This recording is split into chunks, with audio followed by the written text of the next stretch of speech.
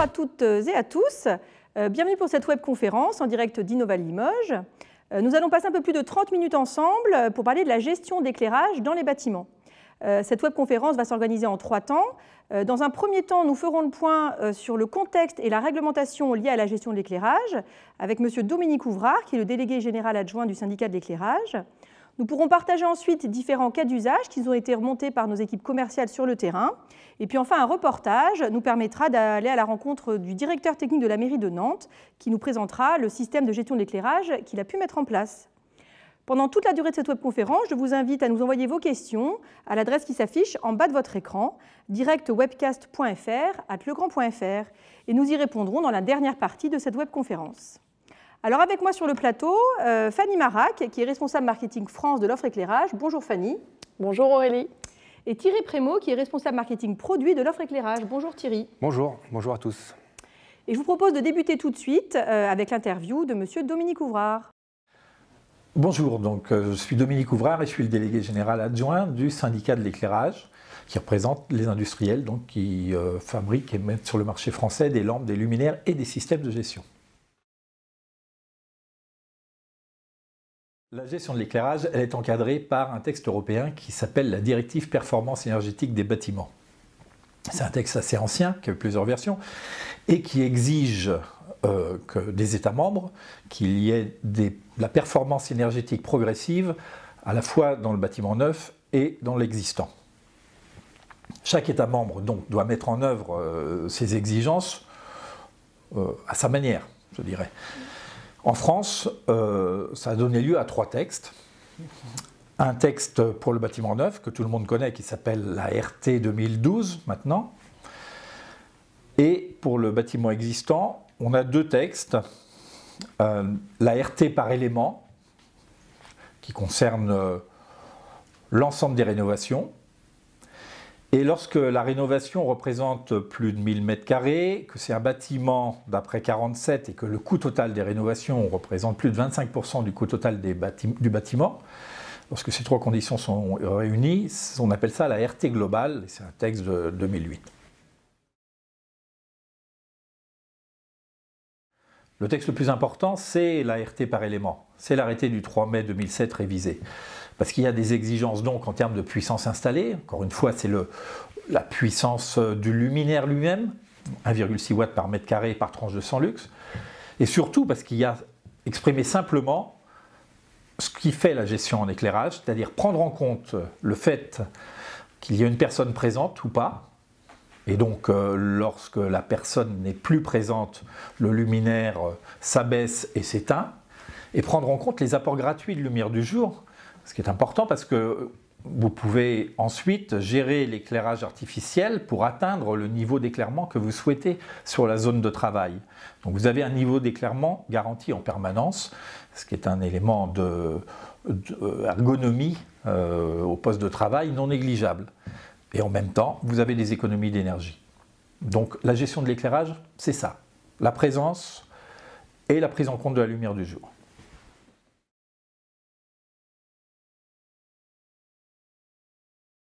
Généralement, on dit que l'énergie, les consommations d'énergie en France, 40% c'est représenté par le bâtiment. Et l'éclairage, dans ces 40%, de ces 40%, représente entre 15 et 40 à 50% si on va jusqu'au commerce par exemple.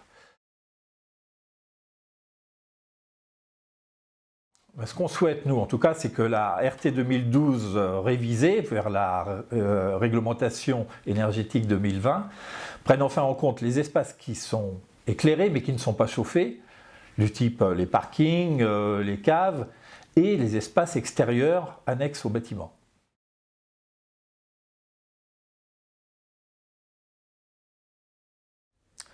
On peut imaginer beaucoup de choses. Tous, en fait, évidemment, doit être tourné autour de la simplicité d'usage, la simplicité pour l'utilisateur, donc, l'utilisateur au lieu de travail. Mais on peut imaginer en effet de la commande vocale, on peut imaginer encore plus de systèmes sans fil peut-être, on peut imaginer également des systèmes apprenants avec l'intelligence artificielle. L'essentiel, et que la gestion pénètre de façon plus facilement les espaces de travail, comme d'ailleurs les espaces habitat. Alors merci à M. Ouvrard d'avoir accepté de répondre à nos questions. Thierry, est-ce que tu souhaites réagir par rapport à ce que nous venons d'entendre ? Oui, comme il l'a été dit, il convient d'allumer l'éclairage dans les espaces lorsqu'ils sont occupés, mais il y a différents types d'espaces, des espaces longs et étroits comme les couloirs, des espaces avec des recoins comme les cages d'escalier, des espaces plus étendus comme les bureaux. Mais on trouve aussi différents types d'occupation, avec des espaces occupés par des personnes en déplacement et des espaces occupés par des personnes moins mobiles qui travaillent sur ordinateur, par exemple. D'accord, donc on comprend qu'en fait, selon le type d'espace, mais également le type d'activité, les besoins en éclairage ne vont pas être les mêmes. C'est ça, et c'est pour cela qu'on trouve différents détecteurs qui intègrent les technologies adaptées aux configurations des espaces, mais aussi au type d'activité. Et donc des détecteurs plus ou moins sensibles aux grands mouvements, aux petits mouvements, mais on va en reparler un peu plus tard. Alors, M. Ouvrard nous parlait aussi de la prise en compte de la lumière naturelle. Que peux-tu nous dire là-dessus ? Là aussi, certains espaces ont accès à la lumière naturelle, d'autres pas, et ça va conditionner le choix du détecteur. Et dans le cas des détecteurs installés dans les espaces qui ont accès à l'éclairage naturel, une cellule de luminosité mesure en temps réel l'apport naturel de façon à piloter de façon optimale l'éclairage artificiel. Et pour un confort absolu, on préférera le pilotage des luminaires en variation plutôt qu'en commutation. D'accord, effectivement, ça laisse plus de choix. Autre chose à ajouter par rapport à ce témoignage ? Oui, on peut ajouter l'importance de l'expérience utilisateur et donc l'importance de la pertinence d'une solution qui va permettre à l'utilisateur de garder la main sur son éclairage. D'accord, c'est vrai que c'est important de laisser malgré tout l'utilisateur être maître de son éclairage. Alors nous allons maintenant nous pencher sur différents cas d'usage et commençons tout de suite avec Catherine. Alors Catherine est responsable technique d'un immeuble de bureau et elle nous dit « J'ai constaté que la lumière reste régulièrement allumée dans les communs, lieux de passage. Je voudrais une solution facile à installer avec un ROI rapide. » Fanny, que peux-tu nous dire là-dessus ? Donc c'est une problématique que les clients rencontrent régulièrement et dans ce cas-là, c'est typiquement le cas où la gestion d'éclairage a toute son importance. Donc en effet, les détecteurs permettront d'éteindre automatiquement la lumière quand personne n'est présent dans l'espace. Et donc chez Legrand, nous avons une offre de détecteurs de mouvement qui se compose de 10 produits à peu près. Alors quelles vont être les différences entre ces différentes références ? Donc les références de la gamme Eco 1 donc, ont différents modes d'installation donc, pour s'adapter aux différents espaces, donc que ce soit dans les faux plafonds, en encastré, en mural ou en étanche. D'accord. Et concernant le ROI, qui était un point important pour Catherine, que peux-tu nous dire ? Donc l'offre de détecteur de mouvement Eco 1 est une offre économique avec un ROI de moins d'1 an. Et donc c'est une offre de produit qui est facile à installer sans outils particuliers. D'accord. Alors passons maintenant au cas de Jérôme. Alors Jérôme, lui, est agent territorial d'une mairie et il nous rapporte les faits suivants. Les bureaux de la mairie dans laquelle j'interviens s'éteignent alors que les employés sont en train de travailler sur ordinateur. Alors comment peut-on aider Jérôme ? Donc pour répondre à la question de Jérôme, nous avons des détecteurs à double technologie qui sont dédiés aux travaux de bureau. Alors peux-tu juste nous préciser ce que tu entends par travaux de bureau ? Donc quand je parle de travaux de bureau, je parle de situations où l'on bouge très peu, comme quand je suis devant mon ordinateur à pianoter. Il est donc important d'avoir une gestion d'éclairage qui permette de détecter les faibles mouvements. D'accord. Alors Thierry, est-ce que tu peux nous donner des précisions sur la double technologie dont nous parlait Fanny à l'instant ? Effectivement, cette double technologie intégrée dans les détecteurs DualTech intègre une technologie infrarouge qui donc réagit au rayonnement thermique du corps humain, sensible aux grands mouvements, et une technologie ultrason qui fonctionne un peu comme un radar en émettant une onde et en analysant l'écho en retour, qui est plus sensible aux micro-mouvements. Et donc la combinaison des deux technologies permettent une solution adaptée aux espaces de bureau avec une activité plus sédentaire. D'accord, donc il y a bien des solutions qui évitent que la lumière ne s'éteigne quand on est en train de travailler. Ça évitera peut-être à certains de s'agacer et avoir à faire des grands gestes pour redéclencher la lumière. C'est exactement ça. Voilà. Je vous rappelle, avant de passer au prochain cas, que vous pouvez nous envoyer vos questions sur l'adresse qui s'affiche en bas de l'écran et nous y répondrons en fin de webconférence. Alors passons maintenant au cas de Pierre. Pierre est Facility Manager et il nous dit « J'ai déjà installé des détecteurs dans le hall d'accueil d'un bâtiment avec des recoins, mais certaines zones sont aveugles. Je ne sais pas quoi installer pour couvrir l'intégralité de l'espace. » Fanny, quelle solution pour répondre à la problématique de Pierre ? Bon, mais dans ces cas-là, il faut prévoir une solution de détection spéciale grand espace avec une tête orientable et une technologie hyperfréquence adaptée. Thierry, je te laisse compléter. La technologie hyperfréquence fonctionne un peu comme la technologie ultrason sur le principe du radar, toujours en émettant une onde et en analysant le signal retour. Mais dans le cas des hyperfréquences, les ondes sont très courtes et vont permettre de traverser les parois et les vitrages. Et donc dans ce cas de figure, donc, une utilisation adaptée aux espaces avec recoins. D'accord, donc en fait, entre les cas de Jérôme et de Pierre qu'on vient de voir, il existe bien plusieurs technologies de détection. On a l'infrarouge, on a l'ultrason, on a l'hyperfréquence. Est-ce qu'il y a d'autres modes de détection? On peut parler aussi de la détection infrarouge haute densité, qui est spécialement conçue en proposant une lentille adaptée pour être très sensible aux micro-mouvements. En fait, les facettes de cette lentille vont permettre une analyse fine et précise du rayonnement thermique du corps humain. Mais dans ces cas de figure, la zone de détection s'en voit limitée. D'accord, mais ça nous fait quand même une quatrième technologie de détection qui va permettre de couvrir toutes les configurations, en fait. C'est ça. Bon. Passons maintenant donc au dernier cas, celui de Gabriel. Donc Gabriel est installateur et il nous dit « J'interviens sur un plateau de 15 bureaux, je dois paramétrer de manière identique les 15 détecteurs, comment ne pas perdre de temps ?» Fanny, quelles sont les solutions pour aider Gabriel? Donc pour répondre à Gabriel, nous disposons d'un outil de configuration. Donc cet outil lui permettra de préparer en amont de son intervention des fichiers de paramétrage sur une application dédiée, appelée Close-Up.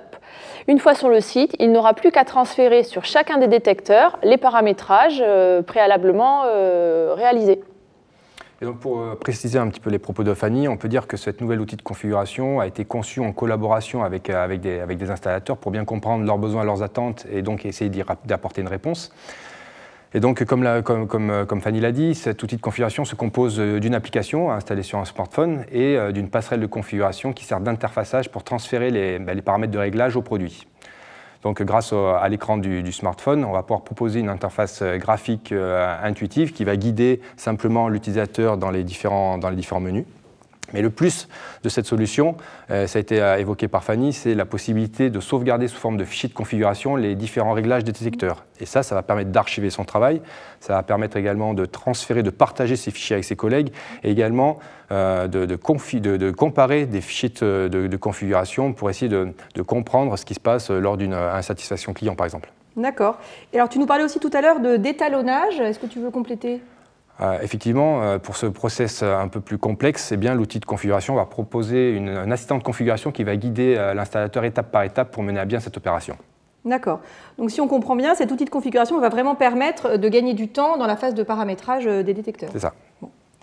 Eh bien, merci. Je vous propose maintenant d'aller à la mairie de Nantes pour rencontrer Olivier Leray, qui est responsable technique et qui va nous apporter son témoignage sur le choix, l'installation et la maintenance d'un système de gestion de l'éclairage. La mise en place des systèmes de gestion de l'éclairage, pour nous, ça a été une évidence pour limiter nos consommations d'énergie, gérer un peu plus nos appareils d'éclairage, éviter qu'on ait trop de maintenance sur des appareils qui pourraient se limiter en temps de fonctionnement. Voilà, c'est principalement ça l'idée.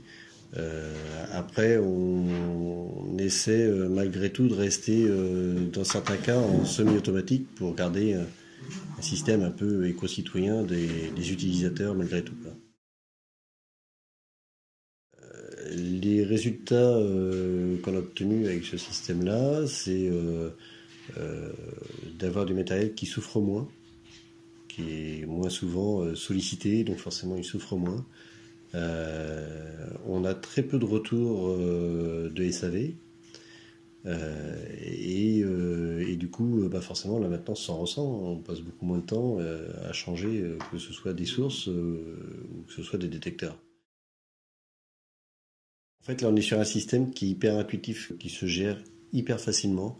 Même sans connaissance approfondie du système, pratiquement n'importe qui est capable de gérer avec des connaissances minimales ce système de gestion avec la télécommande qui est fournie avec. Nous, c'est super agréable pour nous parce qu'on a quand même une flotte d'agents assez importante. Ils ont chacun leur télécommande, ils arrivent sur un site, ils sont sûrs de pouvoir, avec une seule et même télécommande, gérer n'importe quel détecteur avec leurs connaissances qui leur sont propres, qui ne sont pas forcément celles d'un expert en éclairage.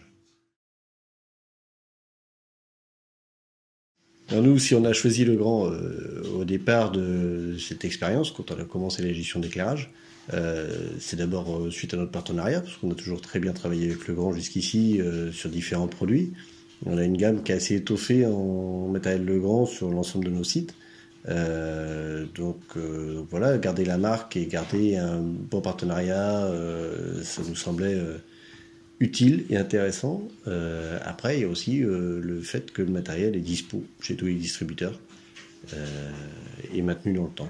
Merci à Monsieur Leray d'avoir accepté de témoigner. Nous arrivons maintenant à la dernière partie de cette webconférence avec les questions-réponses.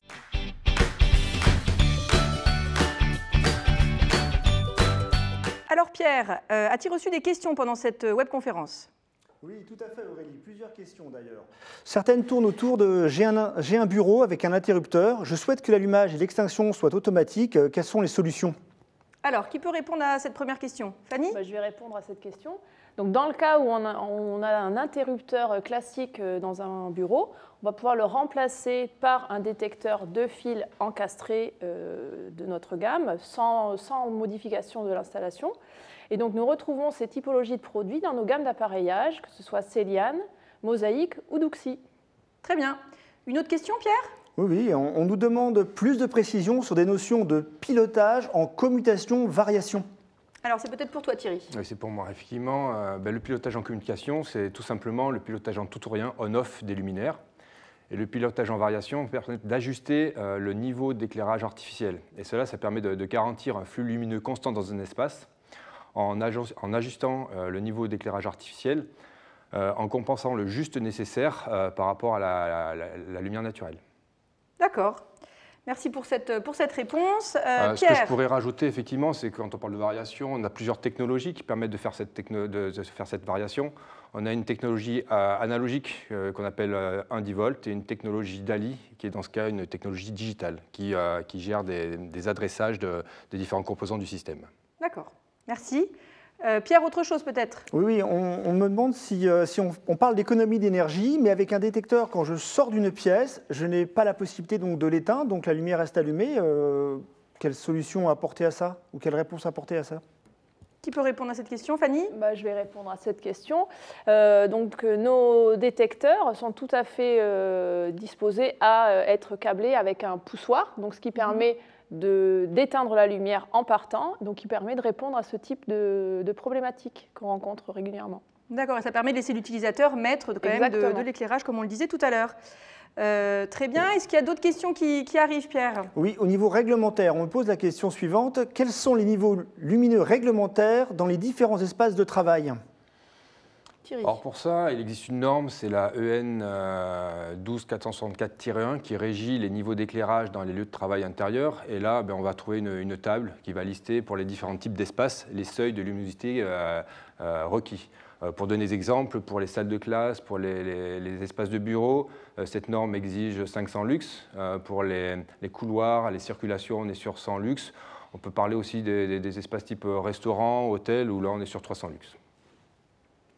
Très bien. Autre chose, Pierre? Oui, une dernière question qui vient d'arriver à l'instant. Dans une salle de réunion, on me demande aussi de piloter le mode de chauffage en fonction de l'occupation. Est-ce que c'est possible à travers nos détecteurs? Alors oui, c'est possible. On a parlé pas mal des détecteurs autonomes, mais il existe aussi des détecteurs système. Et le Grand propose des solutions de détecteurs système au travers de deux gammes. Une gamme qui propose des composants qui utilisent un protocole propriétaire qui s'appelle SS et qui permet de mettre en œuvre assez aisément des scénarios sur une zone. Et on a aussi une déclinaison de détecteurs sous une gamme KNX qui va permettre de proposer un système à mettre en œuvre sur l'ensemble global d'un bâtiment et donc satisfaire à ces scénarios qui permettent en fonction d'occupation d'enclencher automatiquement le mode éco, le mode de confort du chauffage, mais bien d'autres scénarios et qui va permettre aussi de remonter toutes les informations du système jusqu'à un tableau de bord de supervision du bâtiment. D'accord, donc il y a bien un large choix de possibilités pour piloter tout ça. Exactement, toutes les technologies qu'on a présentées précédemment, effectivement, vont se retrouver proposées en solutions autonomes et jusqu'à des solutions système. D'accord. Pierre, autre chose? On a fait le tour des questions? Tout à fait Aurélie, pour l'instant pas d'autres questions. Si d'autres arrivent à la fin de la webcast, de toute façon on répondra par mail comme indiqué. Très bien, écoutez, je vous propose maintenant de regarder le nom de nos 3 gagnants. Vous avez pu participer à un petit quiz au moment de l'inscription. Donc les 3 gagnants qui remportent un casque Bluetooth. Nous avons Vanessa Lemeau, Gilles Weissrock et Régis Simon. Voilà, les noms s'affichent en bas de l'écran, donc vous serez contacté par votre responsable commercial pour recevoir ce casque Bluetooth. Et je vous propose de découvrir les bonnes réponses à ce quiz. Donc nous avions 3 questions. Quelle est la réglementation qui régit les obligations de consommation dans les bâtiments? La NFC 1500, l'ISO 9001 ou la RT 2012? Maintenant que vous avez écouté cette webconférence, plus d'hésitation, c'est la RT 2012. Monsieur Ouvrard nous en parlait en début de webconférence. Deuxième question, combien représente le poste éclairage dans la répartition des consommations du bâtiment tertiaire? Nous vous proposions entre 0 et 10%, entre 20 et 30%, entre 40 et 50%, et là 2 réponses étaient acceptées, entre 20 et 30% et entre 40 et 50%. Là aussi, ça a été dit par Monsieur Ouvrard. Et puis la dernière question était la suivante. Pour les bâtiments existants, existe-t-il une réglementation thermique? Et oui, il existe bien une réglementation thermique. Il s'agit de la RT par élément ou de la RT globale dont nous parlait Monsieur Ouvrard en intro de cette webconférence. Voilà, nous arrivons maintenant au terme de ce moment ensemble. Fanny, as-tu peut-être un mot de conclusion à nous dire? Donc, on l'a vu, la gestion de l'éclairage est un sujet qui est au cœur de la vie des bâtiments. Et les textes réglementaires donc, évoluent, comme on l'a vu tout à l'heure avec M. Ouvrard, avec la RE 2020 qui viendra remplacer la RT 2012.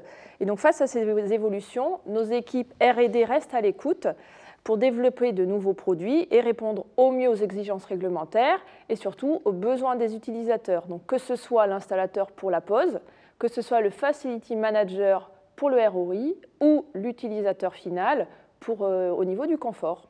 Très bien. Eh bien, écoutez, merci à tous. Merci Fanny. Merci Thierry. Merci de nous avoir suivis. Et puis, je vous donne rendez-vous le 16 mai pour une nouvelle webconférence dédiée cette fois à l'éclairage de sécurité connecté.